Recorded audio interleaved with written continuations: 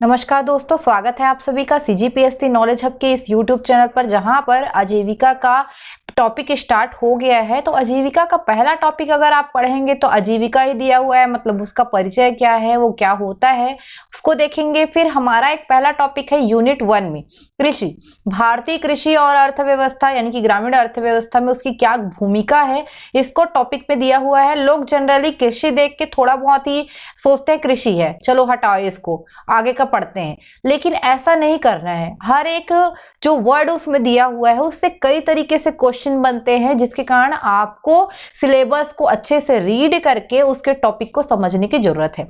तो जो आपको वहां पे भारतीय कृषि बस दिया हुआ है, उसके बाद तो अर्थव्यवस्था में उसका योगदान दिया है।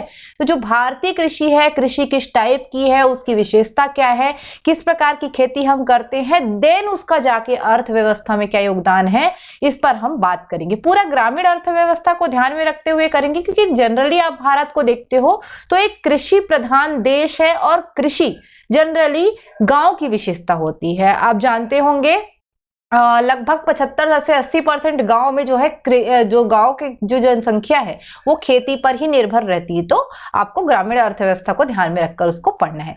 चलिए, आप जब इसको शुरू कर रहे हो उससे पहले मैं आपको बता दूं, ऐसे वीडियोस रेडियो को लेके हमारे यहाँ चैनल पर रेगुलर आते रहेंगे। इसके लिए आप चैनल को सब्सक्राइब करिए, बेल आइकन को प्रेस करके रखिए। टेलीग्राम का लिंक नीचे दिया हुआ है डिस्क्रिप्शन में, वहां पे जुड़ जाइए। वहां पे आपको वीडियो की जानकारी तुरंत मिलती जाएगी। मैंने हमेशा बताया है 9 से 12 एक वीडियो आएगा, 12 से 3 एक वीडियो आएगा, 3 से 6 के बीच एक वीडियो और 6 से 8 के बीच एक वीडियो, यानी कि आपको तैयारी करने का पूरा अवसर यहाँ पे मिलेगा। एसआई मेंस का भी यहाँ पे बैच चल रहा है जो आपका यूट्यूब है, तो दोनों के लिए आपके लिए आते रहेंगे। चलिए, पहले मैं सिलेबस को थोड़ा सा डिस्कस कर लेती हूँ। आजीविका संबंधित जो योजनाओं की जानकारी या आजीविका संबंधी जो चीज है, 30 क्वेश्चन आने हैं, 30 उसके 30 नंबर रहेंगे। इकाई 1 जिसमें भारतीय कृषि एवं ग्रामीण अर्थव्यवस्था में उसकी भूमिका यानी उसका योगदान की बात कर रहा है। हरित क्रांति, श्वेत क्रांति, कृषि मशीनीकरण, पशुपालन और उससे क्या प्रभाव पड़ता है ग्रामीण जनजीवन पर, उसको दिया हुआ है। इकाई 2 में आजीविका मिशन है। इकाई 3 आजीविका प्रदान करने में ग्रामोद्योग की क्या भूमिका है। तो उसके बाद इकाई 4 में जो संस्थागत जो विकास है, यानी कि स्व सहायता समूह या किसी संस्था के माध्यम से कैसे आजीविका को बढ़ाया जा सकता है, ये पढ़ना है। इकाई 5 आजीविका हेतु परियोजना प्रबंध, सहकारिता एवं बैंकिंग व्यवस्था दिया है। इकाई 6 में बाजार दिया है, परिभाषा क्या बाजार क्या होता है, स्थानीय बाजार की रूपरेखा, आजीविका हस्तक्षेप के प्रकार, ये सारी चीजें। और इकाई 7 में पशुधन उत्पाद एवं प्रबंध दिया हुआ है। अगर आप पूरा सिलेबस को अच्छे से रीड करते हैं तो आपको सिलेबस के साथ ही जो टॉपिक है वो समझ में आना चालू हो जाएगा। जैसे मैं पहला टॉपिक आज पकड़ रही हूँ कृषि से रिलेटेड, जो हमारा कौन सा है, यूनिट 1 में है, भारतीय कृषि और ग्रामीण अर्थव्यवस्था में उसकी क्या भूमिका है। इस पार्ट को मैं अभी आज को जो है पढ़ाने वाली हूँ, और इसको अच्छे से देखिएगा और नोट्स बना लीजिएगा कृपया करके। चलिए, बात करें हम पहले आजीविका की, क्योंकि हम कृषि को पढ़ रहे हैं। कृषि जो है आज आजीविका का सबसे बड़ा साधन है। अगर मैं बोलूं तो लगभग बोल सकते हो 50%, ओके, लगभग 50% ऐसे लोग हैं जो आज भी भारत में आजीविका मतलब जीविकोपार्जन के लिए खेती पर डिपेंड है। तो उस कृषि को पढ़ने से पहले आपको यह जानना जरूरी है कि आजीविका आखिर है क्या। तो आजीविका का परिचय देख लेते हैं। जब कोई व्यक्ति अपने जीवन के जो उनका जीवन काल है ना, यानी कि जीवन की विभिन्न कालावधि है, उसमें जो काम करता है या ऐसा काम जिससे उसकी जीवन की जो निर्वाह है या उसका रोजगार है वो अवसर मिलता है, उसको ही आप आजीविका कहते हो सामान्य शब्दों में। मतलब जो व्यक्ति कोई काम करता है या किसी काम में लगा हुआ है, वही काम में लगा हुआ जो उसका जो वो पेशा है, पेशा बोल सकते हो, उस पेशा को ही आप आजीविका बोलोगे, वृत्ति रोजगार बोलोगे। जैसे आप समझ लो, एक टीचर है, वो पढ़ाता है, उसका कार्य क्या है, पढ़ाना, मतलब उसकी जीविकोपार्जन का साधन क्या है, मतलब आजीविका का क्या साधन है आपका, उसका पढ़ाना ही उसका साधन है, स्टडी ही उसका साधन है। यानी कि आजीविका सीधी सीधी सी बात है आपका भरण पोषण का एक बोल सकते हो माध्यम है, वही आजीविका है। आजीविका में ऐसे कार्यों को डाला जाता है मुख्यतः जिसमें जीविकोपार्जन की या फिर बोल सकते हो उसकी मूलभूत आवश्यकताओं की पूर्ति करने के लिए वो जो कमाता है वो सारी चीजें इसमें जो है आजीविका में डाल दी जाती है। जैसे पेशाओं को देख लो, शिक्षक, डॉक्टर, इंजीनियर, या आप जो है एक श्रमिक हो, कलाकार हो, ये सारे क्या है, एक पेशा है।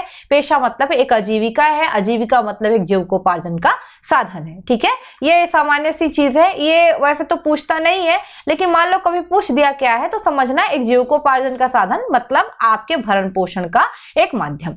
आजीविका की आवश्यकता क्यों है? आपको जीवन यापन करना है, जीवन में आपको पोषण की जरूरत पड़ेगी, तो उसके लिए क्या जरूरी है? आजीविका होना जरूरी है।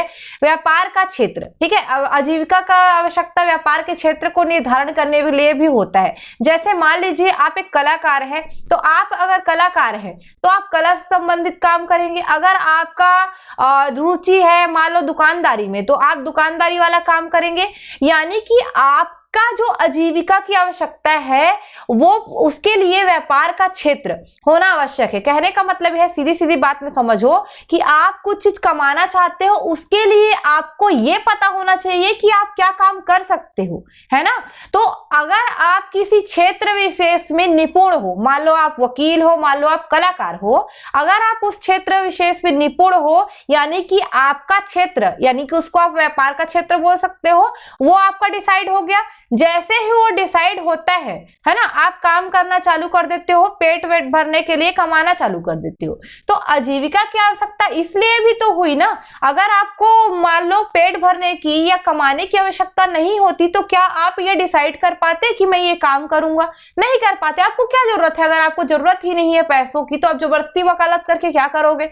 तो आजीविका की आवश्यकता व्यापार के निर्धारण के लिए, व्यापार के क्षेत्र निर्धारण के लिए भी आवश्यक है। स्वरोजगार और सवेतन रोजगार, इसका मतलब समझना, जब व्यक्ति को आजीविका की कमी महसूस होती है, यानी जब उसको भरपेट भोजन चाहिए या उसको कपड़ा चाहिए, अच्छा चीज चाहिए, रहने के लिए घर चाहिए, ये सारी चीजों के लिए पैसे चाहिए अल्टीमेटली। तो पैसे के लिए यानी कि आजीविका की आवश्यकता पड़ी, तभी वो क्या करेगा? या तो स्वरोजगार करेगा, खुद से काम लगाएगा, या तो किसी के यहाँ पैसे के बदले क्या करेगा? काम करेगा। तो आजीविका इसलिए भी आवश्यक है ताकि वो स्वरोजगार या सवेतन रोजगार कर सके। बेरोजगारी दूर करने में एक उत्तम विकल्प, मतलब जब आपके पास आजीविका के साधन होंगे, यानी कि आपके पास पैसा आएगा, तो अल्टीमेटली बेरोजगारी दूर हो जाएगी। तो ये सारी चीजें हैं। ठीक है, अब थोड़ा सा अर्थ भी समझ लो। जीविका, जीविका शब्द का मतलब होता है ऐसा व्यवसाय जो कि आपकी जीवन को आगे बढ़ने में और उसके उन्नति के अवसरों को लाभ उठाया जा सके। मतलब जीवन में आगे बढ़ने और उन्नति के अवसर, कहने का मतलब आप अगर किसी व्यवसाय को चुनते हो जो आपके जीवन स्तर में सुधार कर दे, है ना, और उसके साथ साथ आपको उन्नति की ओर अग्रसर कर दे, वही क्या है? जीविका है। ये पॉइंट को समझिएगा, है ना। और इसमें ऐसा नहीं है कि आपने किसी एक रोजगार को पकड़ लिया तो आप जो है जीविका प्राप्त कर चुके या आजीविका का आपको साधन मिल गया, ऐसा भी नहीं है ना। इसका मतलब यह है कि आपको उस जीविका के चयन के साथ साथ, है ना, आपको जो है एक जीवन में उन्नति भी चाहिए। उन्नति मतलब एक प्रगति चाहिए। कहने का मतलब आपके पास पैसा आ रहा है, घर चल रहा है, उसके साथ साथ क्या आपका जीवन स्तर जब सुधार होगा, आपका जीवन जब क्रियाशील होगा, यानी कि आप एक अच्छे स्तर को एक टाइम में प्राप्त कर पाओगे, तब वो क्या है? जीविका है ना। समझिए, जैसे आप पैसा कमाते हैं, मान लो मैं एक टीचर हूं, अगर मेरे को थोड़ा बहुत पैसा मिलता है तो मैं भरण पोषण कर रही हूँ। लेकिन मान लो कल मेरे बहुत अच्छे बढ़ जाते हैं, चैनल बढ़ जाता है, एकदम मैं टॉप पे पहुंच जाती हूँ, कल को फेमस हो जाती हूँ, मतलब क्या? मेरा जीवन स्तर सुधरा, मेरा जीवन जो है क्रियाशील हुआ और मैंने जीवन में आगे एक अलग लक्ष्य को पाया। तो यही है आपका जीविका। जीविका में ऐसा नहीं कि आप एक रोजगार में आ जाओ, आप जीविका के साधन प्राप्त कर लिए, ऐसा बिल्कुल नहीं। चलिए अब आते हैं, हमारा जो टॉपिक है उस पर, वो है भारतीय कृषि से रिलेटेड। तो मैंने कुछ ज्यादा लंबा लेक्चर दे दिया, लेकिन याद रखना ये जरूरी है जानना। ओके। चलिए, भारतीय कृषि की बात करें तो भारत एक कृषि प्रधान देश है, इसके मामले में आप जानते हो। और यहाँ आजीविका का प्रमुख साधन क्या है? कृषि है। आजीविका का प्रमुख साधन कृषि है, मतलब ज्यादातर लोग कृषि पर डिपेंड है। कृषि जो है राज्य सूची का विषय है, ये पूछ सकता है, याद रखिएगा, है ना। हमारे यहाँ जो है भारतीय संविधान में अनुसूची जो है ना, अनुसूचियों में देखोगे 7वीं अनुसूची, जहां पे आपका केंद्र सूची के विषय, राज्य सूची के विषय, ये सब जो है आप देखते हो, उसकी बात कर रही हूं मैं, है ना। तो जब आप वहां पे सूची विभाजन को देखोगे, सूची विभाजन में राज्य सूची, संवर्ती सूची, केंद्र की सूची है, तो वहां पर जो राज्य की सूची है उसमें कृषि को डाला गया है, यानी कि राज्य जो है अपने अनुसार जो है उसके लिए काम कर सकती है। अब देखो, अगर मान लो किसी को अगर कृषि से संबंधित कुछ काम करना है, कुछ योजना लाना है, कुछ नीतियां लानी, तो कौन लाएगा? तो भले वो राज्य सूची का विषय है, पर केंद्र हो, राज्य हो, ये कृषि के संवर्धन हेतु, चाहे वो नीतिगत प्रयास हो, संस्थागत प्रयास हो, योजनागत प्रयास हो या अन्य कानूनन प्रयास हो, सभी प्रकार से प्रयास जो है दोनों सरकारें ही करेगी। इसका आप एक एग्जाम्पल ले सकते हो कृषि कानून को, भले वो लैप्स हो गया, लेकिन कहीं ना कहीं वो केंद्र सरकार ने बनाया था, ऐसे ही राज्य सरकार भी बना सकती है, तो ये नीतियां रहती है। तो एक परिचय हुआ इसका। चलिए जानते हैं कृषि के बारे में। तो कृषि की परिभाषा क्या होती है, जो क्वेश्चन आपको यहां से उठा सकता है। कृषि की परिभाषा जो विशेष, जो शुरुआती मैंने इंट्रो दिया ना कृषि का, वो भी पूछने लायक है, किस सूची का विषय है, ऐसा तरीके से क्वेश्चन आ सकता है। चलिए, कृषि की परिभाषा क्या है? भूमि पर की जाने वाली समस्त क्रियाएं। पहली चीज, अगर आप एक भूमि पे, एक सरफेस पे कोई काम कर रहे हो, सभी प्रकार के काम, जैसे फसल उत्पादन हुआ, पशुपालन हुआ, ये सारे जो आवश्यक कार्य है वो कर रहे हो आप, तो सबको किस में डालते हो आप? कृषि में डालते हो, है ना, याद रखिएगा। तो भूमि पर की जाने वाली समस्त क्रियाएं जो फसलोत्पादन एवं पशुपालन व्यवसाय के लिए आवश्यक है, उन्हें करने की कला एवं विज्ञान ही क्या है? कृषि है। आप अगर कोई काम करते हो जो आपके फसल उत्पादन, मतलब आपने धान बोया यानी फसल उत्पादन किया, या आपने पशुपालन किया, यहाँ तक कि आपका जो कुक्कुट पालन है वो भी कृषि में आता है, तो सारी चीजों की जो आपकी कला है वही कृषि है। कृषि जो है भूमि पर ही की जा सकती है, कहीं और नहीं, है ना। वो आजकल अलग बात है कि हम कृत्रिम तरीके से करते हैं। एग्रीकल्चर शब्द की जो उत्पत्ति, कृषि को इंग्लिश में क्या बोलते हैं? एग्रीकल्चर। लैटिन भाषा शब्द से हुई है, इसका अर्थ जान लीजिए, क्या पता कभी काम आ जाए। एग्रीकल्चर दो शब्द से बना है, एग्री और कल्चर। एग्री, एग्रो, एग्री, है ना, तो मृदा, और कल्चर मतलब कल्चर यानी कल्टीवेट करना, यानी कि खेती करना एक प्रकार से। तो एग्री और कल्चर मिलके बना है, तो एग्रीकल्चर। एग्रीकल्चर मतलब भूमि पर खेती या कर्षण की क्रिया। ओके, खेती या कर्षण की क्रिया, इसलिए वो कृषि है। चलिए, अब हम बात कर लेते हैं कृषि की विशेषताओं को, जो पूछ सकता है, और इसको टॉपिक वाइज भी ध्यान रखना। जैसे खाद्यान्न की प्रधानता, हमारे यहाँ जितना भी हम जो है फसल उत्पादन करते हैं ना, मुख्यतः हम ऐसे फसलों को उत्पादन करते हैं जो हमारे खाद्यान्न के लिए आवश्यक है। खाद्यान्न मतलब हमारे खाने के लिए, जैसे आप धान, गेहूं, ज्वार, बाजरा, इसकी अगर करते हो, कहीं ना कहीं अलग अलग क्षेत्रों में उसको जो है खाद्य के रूप में खाया जाता है। तो हमारे यहाँ की विशेषता क्या है कि हम लोग खाद्यान्न का उत्पादन ज्यादा करते हैं। क्यों? क्योंकि विशाल जनसंख्या है, तो हमें उसके पेट भरने के लिए भी क्या करना है? खेती करना आवश्यक है। तो यहाँ पे आप देखोगे लगभग 75% हम जो है खाद्यान्न ही उत्पादन करते हैं, बाकी 25% हम जो है ऐसे फसलों को उत्पादन करते हैं जो वाणिज्यिक होती है ना, कमर्शियल यूज की होती है, जिसको हम बेच के पैसा कमाते हैं, वो ऐसे तरीके से। तो ये कारण भी है कि हम लोग खेती में पिछड़े हुए हैं, बोल सकते हो। फसलों की विविधता, फसलों की विविधता मतलब जैसे देखिए हमारे यहाँ क्षेत्रों का अलग अलग जलवायु है ना। जैसे धान के लिए आपका उड़ीसा, छत्तीसगढ़ की जलवायु है, तो कोदो कुटकी के लिए वहां आपका राजस्थान की जलवायु अच्छी है, मोटे अनाज के लिए। जैसे छत्तीसगढ़ में ही देख लो, अलग अलग क्षेत्र, ऊपर में देखोगे तो बागवानी फसल अच्छा होता है, बीच में धान वगैरह अच्छा होता है, तो नीचे आपका कोदो कुटकी बस्तर संभाग में अच्छा होता है। तो फसलों की विविधता, अलग अलग जलवायु विषमता के कारण जो विविधता है उसको भी हम कृषि विशेषता में ले सकते हैं। यही कारण है कि अलग अलग राज्यों में अलग अलग प्रकार की फसलें होती हैं, ध्यान रखिएगा इसको। उसके अलावा कृषि का पुराना ढंग, कहने का मतलब है कि आज भी हम कहीं ना कहीं परंपरागत तरीकों को अपनाए हुए हैं, वही जो है हल चलाते हैं, वही हम लोग जो है जुताई कर रहे हैं, फिर उसमें जो है बुआई कर रहे हैं परंपरागत तरीके में, कहीं ना कहीं अभी तक हम फंसे हुए हैं। हमने जो हार्वेस्टर, ट्रैक्टर अब तो अपना लिया हमने काफी ज्यादा हरित क्रांति के बाद, लेकिन पहले थी क्या? नहीं थी। और अभी भी कई जगह ऐसे है जहां आज भी ट्रैक्टर से बोल सकते हो ना जुताई होता है ना कोई खेती के में काम में यूज में लाया जाता है। हार्वेस्टर से कटाई ना करके आज भी हम परंपरागत तरीके से लेबर खोजते रहते हैं कटाने के लिए। ओके, ये इसके लिए आप जैसे जा सकते हो, मैं खुद के घर में होता है, मैं किसान परिवार से संबंधित रही हूँ, तो वहां भी देखोगे अभी भी हम हार्वेस्टर से नहीं कटवाते, क्या करते हैं लेके और लोगों को। क्यों? क्योंकि कहीं ना कहीं लोगों को ये लगता है कि मतलब कभी कुछ जैसे पैरा समझते हो, अगर मैं धान की एग्जांपल दूं, कहते हैं कि हार्वेस्टर से कटा हुआ पैरा जो है गाय लोग या जो भी जानवर है वो खाते नहीं है। तो हमारे घर में क्या एक मानसिकता आ जाती है कि उससे नहीं कटवाएंगे, पैरा हमारे लिए जरूरत है क्योंकि हम पशुपालन करते हैं। तो एक तरीके से आज भी हम क्या पुराने ढंग में बने हुए हैं। ये भी हमारी भारतीय कृषि की विशेषता है। मानसून का जुआ, ये लाइन अपने आप में क्वेश्चन है। मानसून का जुआ किसे कहा जाता है? खेती को, यानी कि कृषि को। मानसून अगर अच्छा हुआ खेती अच्छा होगा, मानसून अगर अच्छा नहीं हुआ खेती बेकार हो जाएगा। और ये मानसून डिपेंड किस पे करता है? उस क्षेत्र की ह्यूमिडिटी पे, उस क्षेत्र की मिट्टी यानी कि सॉइल पे, या बोल सकते हो वहां पे दाब कैसा है, ताप कैसा, हर एक चीज मानसून डिसाइड करती है। और हमारे यहाँ भारत में तो मानसून का अच्छा होना बुरा होना पहाड़ों पे डिपेंड करता है ना। जो वर्षा की मात्रा है वो पहाड़ों पे डिपेंड करता है, पर्वतीय वर्षा होती है।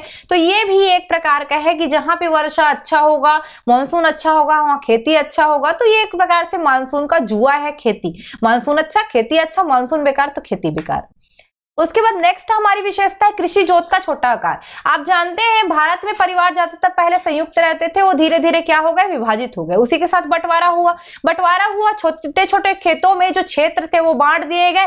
उसके बाद उस पर आप आधुनिक ढंग से खेती नहीं कर सकते। जैसे मान लो पहले ये खेत इतना बड़ा था, 4 भाग में ऐसे बढ़ गया, 4 भाई थे, अब ये छोटा हो गया, ट्रैक्टर ही नहीं घुस रहा है। तो आप जब कृषि का जोत छोटा करोगे, है ना, तो कई कारण हो सकते हैं जोत छोटा होने के। एक परिवार है, बंटवारा हो गया, या सामाजिक आर्थिककरण की जो समस्याएं आई आपके पास तो छोटे हो गया, कहीं बेच दिया आपने आर्थिक समस्या के कारण तो छोटा खेत हो गया।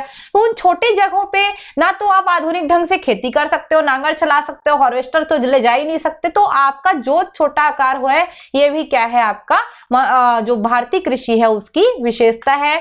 उत्पादन कम होना, हमारे यहाँ उत्पादन जनरली डिपेंड करता है हमने बीज कैसा यूज किया है, हमारे यहाँ वर्षा कैसी हुई है, किस तरीके से भूमि पर हमने खेती किया है, ये सब चीजें जो है उत्पादन पे डिपेंड करता है। और हम लोग ज्यादातर उत्पादन क्यों करते हैं? अपने जीवन निर्वाह के लिए। तो हमारे यहाँ जीवन निर्वाह के लिए ही उत्पादन होता है, कम उत्पादन करते हैं, हमको जितना जरूरत उतना उत्पादन करते हैं, ऐसा हमारी सोच है। 7वां पॉइंट है आजीविका का स्रोत। तो कृषि आजीविका का प्रमुख स्रोत है, प्रमुख व्यवसाय भी है ना। और इसमें याद रखना, हम इसको जो है एक वाणिज्यिक या व्यवसायिक तरीके से नहीं लेते। खेती को हम कैसे लेते हैं? पहले तो हमारे पेट पालने का साधन है, उसके बाद बच गया तो हम बेच देंगे कहाँ पे? मंडी में ले जाके। तो आज कितने जो किसान जो है बोल सकते हो लगभग 50% किसान जो है जीविका का साधन बना के बैठे हैं खेती को, है ना। और उसको केवल और केवल हम क्या बोल रहे हैं कि हमारे भरण पोषण का क्या है, एक साधन है, और हम बचेगा तब क्या करेंगे? उसको ले जाके बेच देंगे, ऐसा वाला। क्षेत्रीय विविधताएं मतलब ऐसी जहां अलग अलग क्षेत्रों में जलवायु मिट्टी जो है अलग विविधता पाई जाती है, जिसके कारण जो है बोल सकते हो कृषि की उत्पादकता प्रभावित होती है, विविधता कारण, है ना। या फिर बोल सकते हो कई बार हमको बुनियादी आवश्यकताएं ही नहीं मिल पाती कि हम अच्छा खेती कर सके। तो हमारे यहाँ क्षेत्रीय विविधताएं देखने को मिलती है किसमें? खेती में, है ना। जैसे असम का क्षेत्र चाय के लिए अच्छा है, उड़ीसा और छत्तीसगढ़ का धान के लिए अच्छा है, तो आपका दलहन तिलहन फसलों के लिए जैसे मान लो आपका ये एमपी ज्यादा अच्छा है। तो ये क्या है? एक प्रकार से विविधता को दर्शा रही है, और यही विविधता के कारण भी एक प्रकार का क्या है हमारे यहाँ बोल सकते हो खेती की विशेषता है। ओके, मेरे ख्याल से आप लोग को ये पॉइंट समझ में आ रहा होगा। ये बहुत इंपॉर्टेंट है, ये सारे पॉइंट का क्लियर होना आप लोग के लिए। अगर ये आपको क्लियर होगा ना तो आप जो कहीं आ गया पूछ दिया कूट में तो क्वेश्चन को बना पाओगे। मैं हमेशा डिटेल में इसलिए लिखती हूँ, बहुत बार मेरे को ट्रोल भी होना पड़ता है डिटेल लिखने की वजह से। मैं इसलिए लिखती हूँ ताकि आपको कल को कूट में क्वेश्चन आए स्टेटमेंट में तो आपके पास स्टेटमेंट रहे। चलिए बात करते हैं नेक्स्ट। छिपी हुई बेरोजगारी की स्थिति, प्रच्छन्न बेरोजगारी बोलते हैं क्या छिपी बेरोजगारी को, है ना। छिपी बेरोजगारी मतलब आप कुछ टाइम तक रोजगार में है, फिर आपके बाद बेरोजगार हो जाते हैं। तो भारत में छोटे मजदूर किसान रहते हैं, 4-5 महीना खेती करते हैं, है ना। उसके बाद क्या हो जाता है, बुआई हुआ, बुआई के बाद कटाई होने तक में तो गैप हो जाता है। उस गैप में वो क्या करें, रोजगार नहीं प्राप्त कर पाते, है ना। और कई लोग जो है रोजगार में लग जाते हैं दूसरे जगह पे। तो ये एक बोल सकते हो एक छिपी बेरोजगारी का मेन कारण क्या है, खेती है ना। खेतियों में ज्यादा पाया जाता है। हम लोग जो है वहां पे ध्यान नहीं दे पाते और कुछ महीने के लिए अल्प रोजगार की स्थिति में फिर बेरोजगार हो जाएंगे, फिर रोजगार में आएंगे, फिर बेरोजगार हो जाएंगे, छुपे रहता है। और सब लोग लगभग उसी में संलग्न रहते हैं, सारे लोग, है ना। तो इसको भी समझिएगा। निम्न श्रेणी का तकनीक, इसका मतलब सीधी सी बात है आप परंपरागत तरीकों को भी अपनाए हुए हो।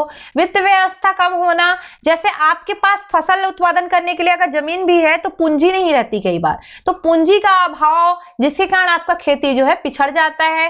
निम्न उत्पादकता, पिछड़ापन मतलब एक तो जोत छोटी है, या तो आप जो है मानसून कम हुआ है, या आपने अच्छा किस्म का बीज नहीं लगाया है, यूज किया है, तो आपकी उत्पादकता कहां से बढ़ेगी, आप उत्पादन कहां से प्राप्त कर पाओगे। और जिसके कारण जो है हमारा खेती या हमारे भारत की जो कृषि पद्धति है वो कहीं ना कहीं पिछड़ जाती है। तो ये चीजें कृषि की विशेषताएं हैं जो आपको क्वेश्चन में आ सकता है।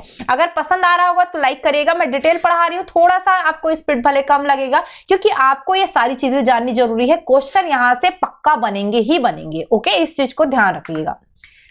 और कहीं से भी आप पढ़े होंगे लेकिन अब अपडेट करना शुरू कर दो, क्योंकि जो है हम लोग थोड़ा अलग तरीके से पढ़ाते हैं और डिटेल में पढ़ाते हैं, है ना। चैनल को सब्सक्राइब करके रखो, पूरी चीजें आपको मिलेगी ही मिलेगी।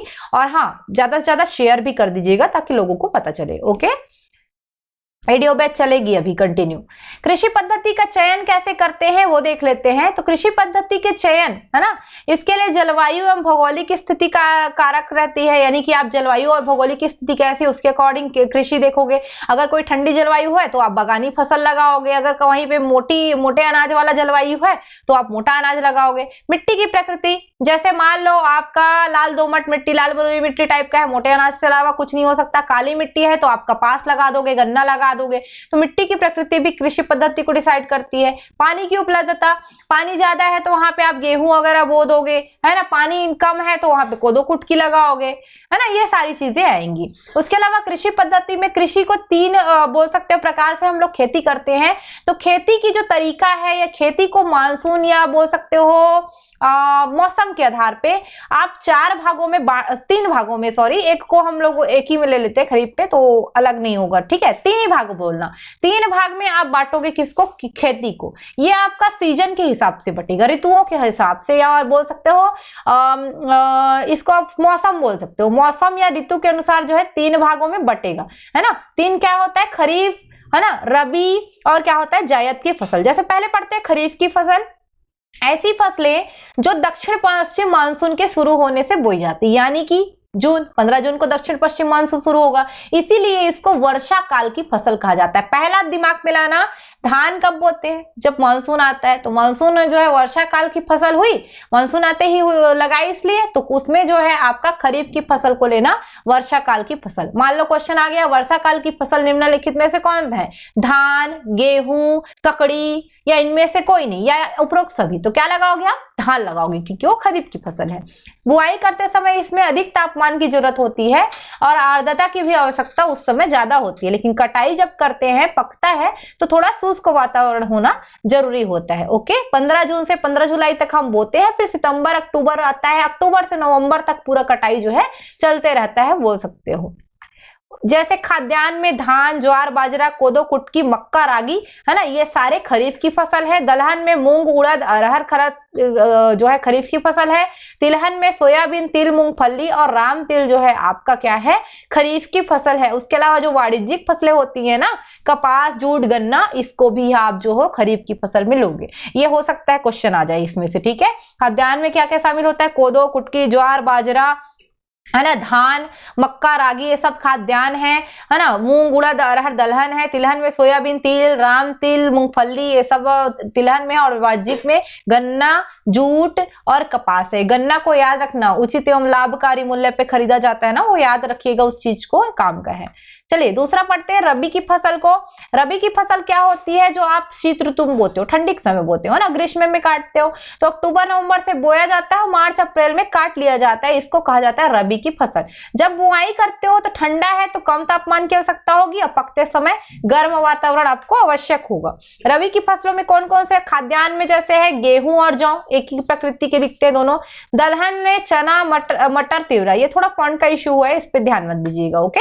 तिलहन, सरसों, अलसी, तोरिया, है ना। उसके अलावा सूरजमुखी, राई, बरसीम, ये सब किस में आएगा आपका, तिलहन में आएगा। तो ठीक है, सरसों, अलसी, तोरिया, है ना, बरसीम, राई, ये सभी सूरजमुखी, ये सब जो है रबी की फसलों के तिलहन है। उसके जायद की फसल मतलब आप छोटे समय के लिए, जब रबी और खरीफ ये दोनों का, रबी का फसल जब कटता है और खरीफ का फसल आने वाला रहता है, उस बीच में एक गैप होता है। उसी गैप को भरने के लिए हम कुछ फसलें उगाते हैं जिसको जायद की फसलें कहते हैं। मार्च में उगाकर जून तक हम काट लेते हैं, जैसे खीरा, ककड़ी, खरबूजा, है ना, कलिंदर, है ना, करेला, फ्रूट, ये सब चीज जानते हो, अब जानते हो, आप सभी चीजें खाए हो, ये सारी चीजें जायद की फसलों में आती है। उसके अलावा आजकल ऐसा है ना कि हम मूंग, उड़द, कुल्थी भी लगा देते हैं जायद की फसल में, वही गर्मी टाइम में, है ना। कि अब लेकिन मूंग को आप जो है, मूंग उड़द को आप किस में लोगे, आप खरीफ में ही लोगे। लेकिन कभी कभी क्या करते हैं, हम दोनों सीजन में लगा देते हैं। अब देखो चावल जो है, धान, वो रबी में भी किया जाता है, लेकिन हम खरीफ के अंतर्गत ही उसको रखते हैं। ओके, उसी तरीके से। लेकिन ककड़ी, खीरा, खरबूजा ये सब जो है जायद में ही आएगा। ओके, चलो आगे चलते हैं। अब बात करते हैं कृषि विज्ञान की क्या क्या शाखाएं हैं, मतलब कृषि के प्रकार, मतलब कैसे टाइप के रहेंगे। दो शाखा में बढ़ता है, प्राथमिक शाखा और द्वितीयक शाखा। ये क्वेश्चन हो सकता है नया हो, एकदम पूछे। जब प्राथमिक की बात करें तो सब प्राथमिक चीजों को डालो, शस्य विज्ञान, है ना, जो भी फसलों का करते हो आप, वन विज्ञान, आरोपित जो फसलें हैं, मसालों की फसलें, है ना, जीवाणु, कवक, शैवाल का उत्पादन हो गया, वृक्ष और झाड़ी उत्पादन हो गया, उद्यान विज्ञान वाला जो भी चीजें आएंगी, वो सबको आप प्राइमरी में रखोगे। और सेकेंडरी में ऐसी चीजों को रखोगे जो आपको खेती के साथ साथ सह उत्पाद प्राप्त करने के लिए जरूरी है, जैसे गाय, भैंस, घोड़ा पालन, भेड़ बकरी पालन, सुअर पालन, है ना, बतख पालन, मधुमक्खी पालन, लाख उत्पादन, रेशम पालन, मुर्गी पालन को भी ले लो इसी में, है ना, ये सब क्या, और मछली पालन को भी ले लो इसी में। ये मतलब कृषि के लिए आप सह उत्पाद प्राप्त करने के लिए जो चीज लाओगे ना, वो सेकेंडरी में आएगा। तो कृषि विज्ञान की शाखा ना करके इसको कृषि की प्रमुख शाखाएं कर दो। प्राथमिक इकाई या प्राथमिक शाखा होगी जिसमें आप सब जो है प्राइमरी चीजें करोगे, फसलों से रिलेटेड, और द्वितीयक शाखा ऐसी होगी जिसमें आप फसल के साथ साथ क्या प्राप्त करोगे, एक सह उत्पाद प्राप्त करोगे, यानी कि आजीविका का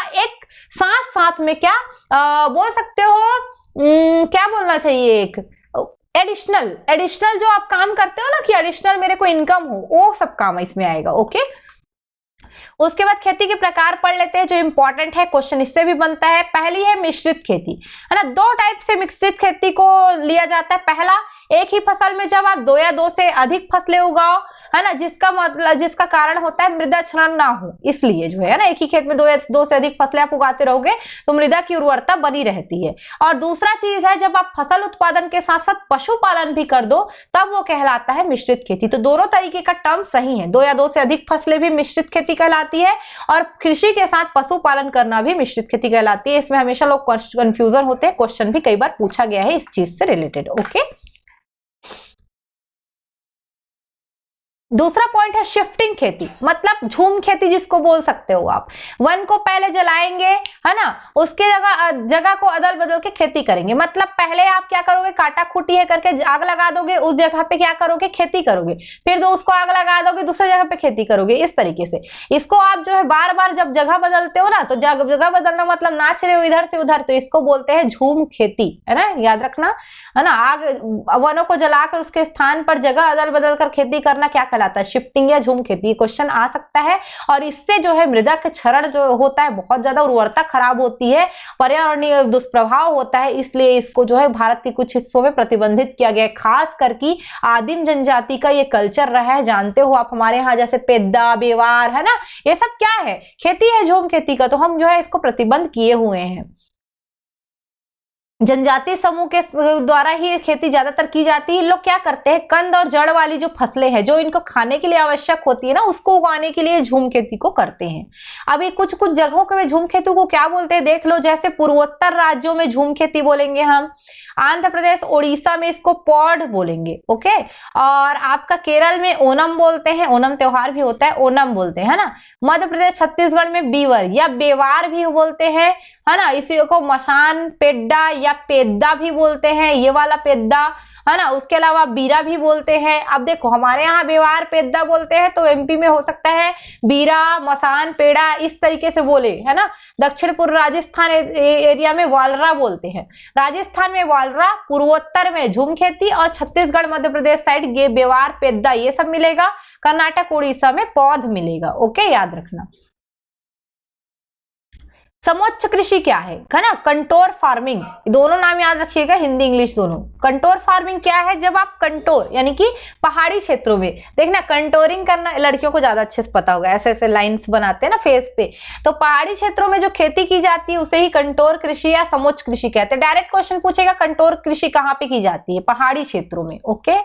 रोपण कृषि क्या है, प्लांटेशन फार्मिंग, तो रबर, चाय और कहवा की खेती, मतलब आप जो हो ऐसे चीजों की खेती कर रहे हो जिसको रोप रहे हो, लगा के खेती कर रहे हो, तो रबर का, चाय का, कहवा का ये रोपण करके जो है खेती किया जाता है। और भी है हमारे पास खेती के टाइप्स, है ना, जो काम के हैं अभी।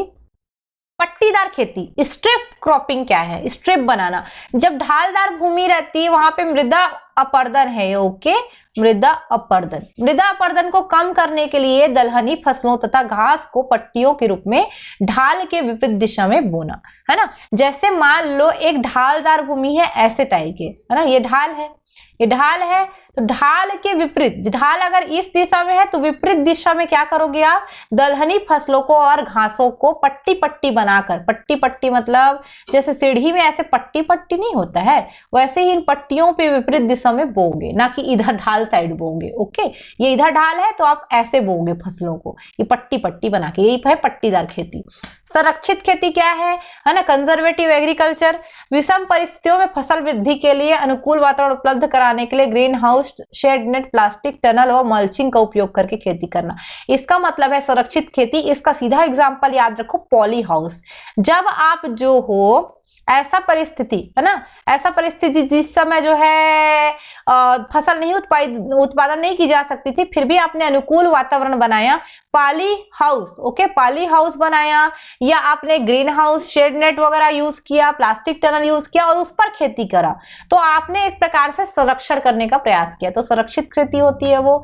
रिले क्रॉपिंग के क्वेश्चन आ सकता है, एक वर्ष में एक ही खेत में अगर 4 फसल लेनी पड़े, है ना, खड़ी फसल में बुआई करना, तो रिले क्रॉपिंग या अविराम कृषि कहलाता है। कहने का मतलब जो वर्ष भर में 4-4 महीने को बांट दो, है ना, तो 4-4 महीने को अगर आप बांटते हो तो एक भी बार आप खेती को छोड़ो ही मत, मतलब आप खेती में विराम ही नहीं दे रहे हो, एकदम कंटिन्यूअसली खेती कर रहे हो, यही है रिले क्रॉपिंग। जैसे रिले रेस क्या होता है, एक ने लिया, दूसरे को दिया, दूसरे ने लिया, तीसरे को दिया, और रुकते नहीं है ना, वैसे ही रिले क्रॉपिंग होता है।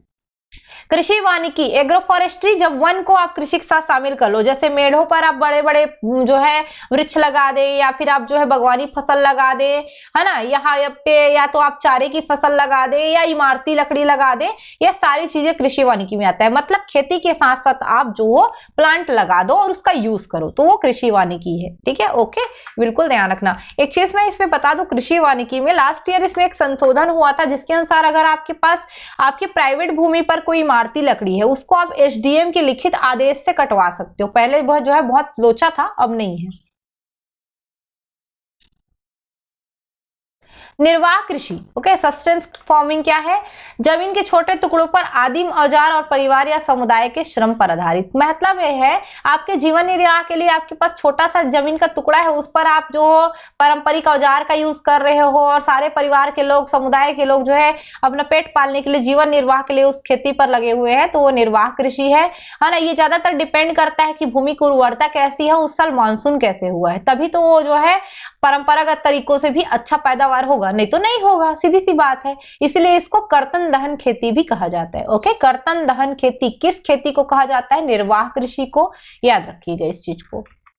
बागवानी कृषि, हॉर्टिकल्चर, एग्रीकल्चर मतलब ये बागवानी फसल तो आप जानते हैं लंबी अवधि के रहते हैं, जैसे चाय, रबर, नारियल, कॉफी, कोको, मसाला, ये सब का खेती करते हो आप तो बागवानी है ना। इसके लिए आपके पास ज्यादा जमीन होना चाहिए, ज्यादा पूंजी श्रम होना चाहिए, क्योंकि इस पे बहुत मेहनत लगती है।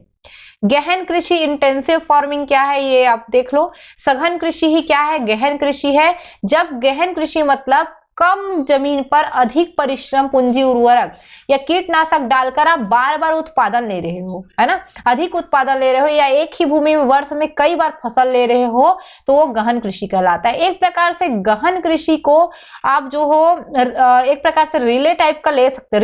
रिले में जैसे छोड़ते नहीं है ना, वैसे ही गहन कृषि में बिल्कुल नहीं छोड़ते, बट दोनों का तरीका अलग अलग है। इसमें क्या है, आप ज्यादा उत्पादन के लिए बार बार खातू माटी डाल डाल के उत्पादन लिए जा रहे हो, तो वो गहन कृषि है। और रिले में क्या है, आप अलग अलग प्रकार की फसल बो रहे हो, गैप नहीं दे रहे हो, वो रिले है ना। तो दोनों में डिफरेंस है।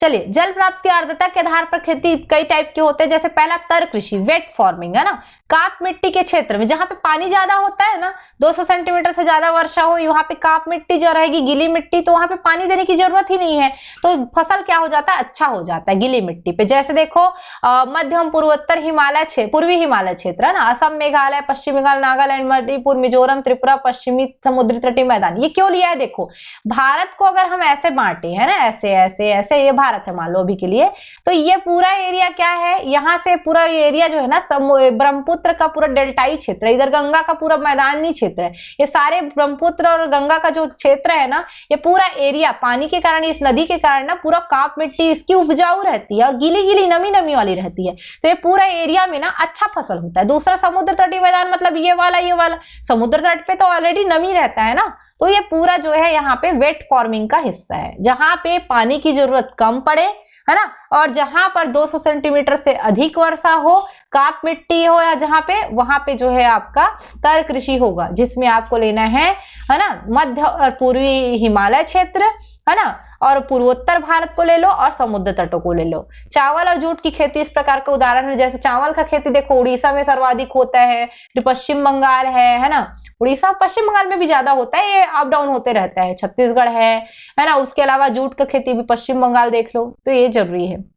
आर्द्र कृषि, ह्यूमिड फार्मिंग, ओके, ऐसे जो क्षेत्र जहां पे वार्षिक वर्षा 100 से 2 सेंटीमीटर के मध्य रहती, काली मिट्टी या काफ मिट्टी का क्षेत्र, है ना, जैसे आपका मध्य पूर्वी गंगा का मैदान बोल दो, ब्रह्मपुत्र घाटी बोल दो, उत्तर पूर्वी पठारी भाग, यहाँ पे जो है पठारी भाग में या गंगा के मैदान में, पूर्व गंगा के मैदान में, ब्रह्मपुत्र घाटी में सबकी आर्द्र कृषि पाई जाती है ना। यहाँ पे 2 फसलों के अलावा जायद की फसल भी उगा लेते हैं। आर्द्र कृषि मतलब ह्यूमिड फार्मिंग, यानी कि वहां पे जो है वर्षा थोड़ा सा कम होता है, हल्का कम होगा, लेकिन वहां पे आप जो उगा सकते हो, आर्द्र कृषि, आर्द्रता जो है बनी रहती है, थोड़ा बहुत जरूरत पड़ेगा सिंचाई का। चलिए, भारतीय अर्थव्यवस्था में अब कृषि का महत्व देख लेते हैं क्या है। एक सूखा खेती भी होता है, याद रखना, सूखे क्षेत्र में जहां आपको जो है पानी की जरूरत नहीं महसूस होती, डायरेक्ट आप बो देते हो जाता है, उसको भी आप ले सकते हो। सूखा मतलब पानी की जरूरत महसूस होती है, सॉरी, पानी की जरूरत महसूस होती है बहुत ज्यादा, सिंचाई सूखा टाइप की खेती, सूखा टाइप वाला जो क्षेत्र होता है ना, तो तर भूमि, आर्द्र भूमि बोल सकते हो, या तर कृषि, आर्द्र कृषि, और एक सूखा कृषि। सूखा कृषि में क्या है ना, बहुत ज्यादा पानी की जरूरत पड़ती है। चलिए, एक लास्ट पॉइंट है, कृषि में योगदान क्या है, भारतीय अर्थव्यवस्था में कृषि का क्या महत्व है, या बोल सकते हो ग्रामीण अर्थव्यवस्था। देखो, जो चीजें मैंने बताया लगभग ग्रामीण जीवन के बारे में बताया है, तो ग्रामीण अर्थव्यवस्था में ही उसकी भूमिका में ये सारी चीजें आ गई। दूसरा एक होता है योगदान से रिलेटेड, वो करंट का टॉपिक है, तो उसको जो है मैं साथ में करवा दूंगी, उसका टेंशन नहीं लीजिएगा। चलिए, महत्व या योगदान को देख लेते हैं। जैसे जीविकोपार्जन का साधन, यानी कि अर्थव्यवस्था में वो जीविकोपार्जन का साधन है और थोड़ा बहुत जीडीपी में रोल जो है प्ले करता है ना। राष्ट्र की आर्थिक सामाजिक उन्नति, आर्थिक उन्नति मतलब जीडीपी से रिलेटेड है, सामाजिक उन्नति मतलब लोगों का जीवन स्तर कैसा है, इसके लिए कृषि का विकास जरूरी है ना। उद्योग के लिए भी कृषि जरूरी है, क्यों, कच्चा माल खेती से ही आएगा, है ना। प्राथमिक का ही उत्पाद बनता है द्वितीयक क्षेत्र में। प्राथमिक क्षेत्र किसका रिलेटेड है? अर्थव्यवस्था का से रिलेटेड है। कृषि का औद्योगिक विकास में भी जरूरी है ना। कृषि का औद्योगिक विकास में कैसे जरूरी है?